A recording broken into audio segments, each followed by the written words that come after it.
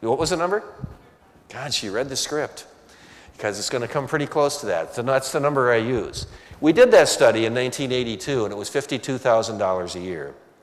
Just applying inflation, it's 117 now. The Social Enterprise Alliance is actually going to be conducting this research this year, 30 years after the original research was done. And we're going to do it for a number of disability and disadvantage classifications in a number of cities around the country. But think about this. That's every year. Now, look at Pride Industries up in Sacramento, which some of you may know about. Pride Industries is a not-for-profit, pretty self-sustaining, and operates in 10 states and the nation's capital. It has 4,300 employees, but 2,700 have disabilities or disadvantages. 2,700 people. Okay, 2,700 people with barriers to employment. Let's say the annual stimulus then to the American economy, just by multiplying the 117,000 by the 2,700, every year that one little nonprofit stimulates the American economy by $317 million. Now, an average employee in this country works for 40 years. That's almost $13 billion that one nonprofit is providing as a stimulus to the American economy every year by taking our invisible citizens, the ones who don't even appear on the welfare rolls necessarily, and turning them into productive tax-paying citizens. Workability International does, on its website, says they have more than 3 million people with disabilities engaged in work programs in 42 countries. Now, if you just assume the value of a job internationally is even 1/4 of what it is in the United States, you're still talking about 3 million people, 88 billion every year, and 3.5 trillion over a 40-year work span. I mean, these numbers are jaw-dropping when people in policy positions begin to understand what really can happen when organizations like yours start social enterprises that employ people who are disabled or disadvantaged in one way or another. The customer-focused social enterprises, it's where the product or service itself is something other than job creation or workforce development or career development. Adult daycare, hospice care, wind farm, any number of the kinds of things that we saw on the screen earlier today. Home care services, assistive devices for people who are physically challenged, employee assistance programs, and hybrid businesses do both of them. So unrelated, probably some of you know about unrelated business income, and you hear about that where you run a parking lot or you run a cafeteria or the like. Those aren't social enterprises because the services themselves don't address the social need. They're just ancillary businesses. And they sometimes distract you from the core focus of the organization. So what's new, what's making this all happen, is that we have an emerging lexicon. We got many more people doing this sort of thing, a lot more knowledge about how to do it, more support systems for social enterprise, a greater expectation that nonprofits will act more like businesses or at least adopt the best practices from business, more sophisticated business planning, more human as well as financial capital flowing into the social enterprise industry. The walls between nonprofits and for-profits are dimming and disappearing. If you think I'm just pie in the sky here, think about the environmental industry 30 years ago. It was a laughable thought to think you could make money in the environment. And it was very controversial. And today it's everywhere. Just as human services, healthcare, education, housing, and all the rest of these social needs, these crying out social needs, have the same opportunity over the next 30 years. But there's a challenge if you're in a nonprofit organization. The single greatest challenge for any nonprofit attempting to start earned revenue strategies or starting a social enterprise per se. I brought my friends along because I wanted to be sure to tell you the story. It's an experiment that took place at the University of Virginia. It's in John Maxwell's book, a wonderful book called Failing Forward. The experiment took place in a room about 3 times as high as this, and about the same around the side. There was one observation, one-way window up in the corner, no other windows. They put lots of trees and bushes and rivulets and streams and sort of turned it into a jungle kind of environment. And then they let 4 monkeys into the room on the first day. And eventually one of the monkeys spotted that in the very middle of the room there was a long pole going from the ground all the way to the ceiling, and way at the ceiling there were bunches of bananas hanging at the top of the pole.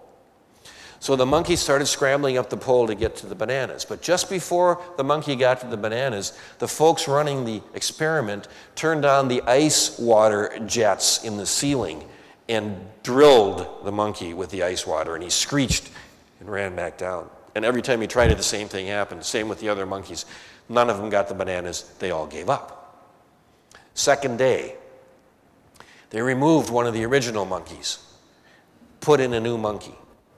Eventually, that monkey spotted the pole and looked up and saw the bananas. And that monkey ran over to the pole, and what do you suppose happened? Huh? The other 3 monkeys ran over and dragged him away and wouldn't let him go up the pole. He never did go up the pole. Third day, they removed another monkey, put a new one in. Same thing happened. He went over to the pole, the other 3 pulled him away, wouldn't let him go up the pole. On the 5th day, there were 4 monkeys in the room who had not been there on the first day. Not one of them had ever tried to go up that pole, and not one of them knew why. That, folks, is the definition of an organizational culture and how it calcifies. And that is the single greatest obstacle you will have if you try to make this left turn from the way nonprofits have traditionally behaved among your board, among your staff, and among your stakeholders. How many of you ever were familiar with Joel Barker's work about 20 years ago around paradigms? He had the 2 best-selling corporate training videos in the world as he talked about paradigms and wrote books about them. It's a set of rules and regulations. They don't even have to be written down, that do 2 things. It establishes boundaries, and it shows us how to behave inside the boundaries if we want to be successful. Every organization has these things.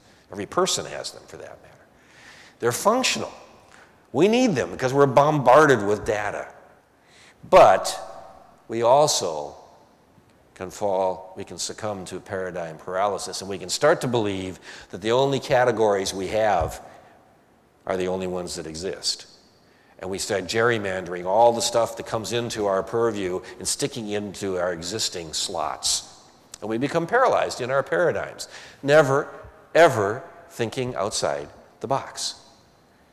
We get stuck, and organizations get stuck. Because the implications for leadership are amazing. You manage inside a paradigm, but you lead from one paradigm to another. A leader is a person you're going to follow to a place you wouldn't go by yourself. You folks are the leaders of your organizations. You're the ones people are going to be looking to take them to a new paradigm. It's a shift to a new game with a new set of rules. And when the rules change, you can change the world. I've seen it happen with a number of the organizations I've encountered over the years. So, what game do you want to play? There are no more rules, folks. What game do you want to play? How do you want to change the world? What can you do that would change the rules and then change the world? What's the one thing you could do? And everything would be different. John found a way. He was a 32-year-old engineering graduate about to take a job with Bendix in 1964 when his advisor at the college asked him if he'd go over and take an interview with a nun at Catholic Charities in St. Paul. And John said, "But I already have a job." He said, "No, I don't want you to take a job. I just want you to take the interview so I can get her off my back." He said, "Okay, I'll do that." So he goes over. He goes into Catholic Charities, he goes down the hall, he knocks on the door where it says Sister Anne Marie, and he hears a voice saying, "Come in." He opens the door and he walks in, and he told me years later he knew as soon as he saw that nun sitting behind the desk that he was doomed. Because he said it was the nun who had taught me piano lessons when I was 12 years old. And she got up and walked over and put her hand on his shoulder and said, "Young man, I want 3 years of your life." He said it was like a blue fog descended on him. And he had to go home and tell his wife he accepted a job for half the salary he was going to get at Bendix. And she wanted him to start a high school for kids who were developmentally disabled. It took him 4 years to do it. He did it. And then she said, well, now what? What's for them after they finish high school? Go sit on the couch for the rest of their lives and watch TV? He said, no, I got an idea. He went to the Archbishop and he said, I want to start a business to employ these people. And the Archbishop said, well, what do you need? He said, $100. I need to incorporate, I need to buy a circular saw, and I need to buy a sewing machine. Which he did. He employed these 14 people, and as I pointed out earlier, he eventually built a $70 million company. But it didn't happen easily, because for the first 5 years, he adopted what was then the model for dealing with people who were developmentally disabled, a sheltered workshop. And he had 200 people in that sheltered workshop with 11 social workers watching over them. And he took 6 months off after 5 years and traveled to visit other sheltered workshops in Canada and the US and became increasingly depressed at every stop because he saw these people were doing make work, potholders and ashtrays and stuff that nobody really wanted in the marketplace. And they were only working 8 or 10 hours a week, and they were only being paid 50 cents or $1, so there was no financial self-sufficiency, no dignity in the work. He knew he had done it wrong. He knew things had to change back at his place in St. Paul. So he went back. He took his 11 social workers out for dinner at the nicest restaurant in St. Paul, a wine and food buffet, sat them all down, and fired all 11 of them. And then he passed out application blanks. And he said, starting tomorrow morning, we're not a rehab agency anymore. We're a small business. And starting tomorrow morning, we don't have clients. We have employees. And starting tomorrow morning, we're not social workers, we're business managers. And if you can get your heart and your soul and your mind around that, I want you back. If you can't, I'm going to outplace you. 2 people left, they couldn't buy it. 9 came back. 4 others later started similar organizations.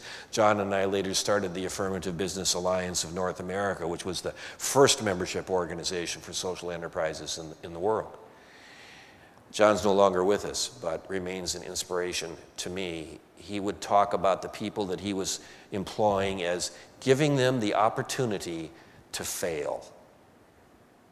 He wanted to offer them that much dignity that they had an opportunity to fail. And he wound up employing more than 600 people who were developmentally disabled out of his 1,000-person workforce by the time he retired. He changed the culture in a very dramatic way. Another one of my colleagues was being interviewed for the job as the head of a nonprofit in Kentucky. They wanted to change their culture to become more entrepreneurial. They thought he was the guy to do it. They offered him the job on a Friday. He thought about it over the weekend. He realized that the board of directors that was hiring him was talking the talk, but he didn't think they were willing to walk the walk. He didn't think it was the right group of board members to really help him do this. So he went back to the lunch on Monday to meet with them again, and he said, I will accept the job on one condition. And they said, what? He said, every single member of the board of directors has to resign. And they did it. They believed enough in it. They knew they weren't the right people to do it. And he was able to put together the board he needed to make it happen.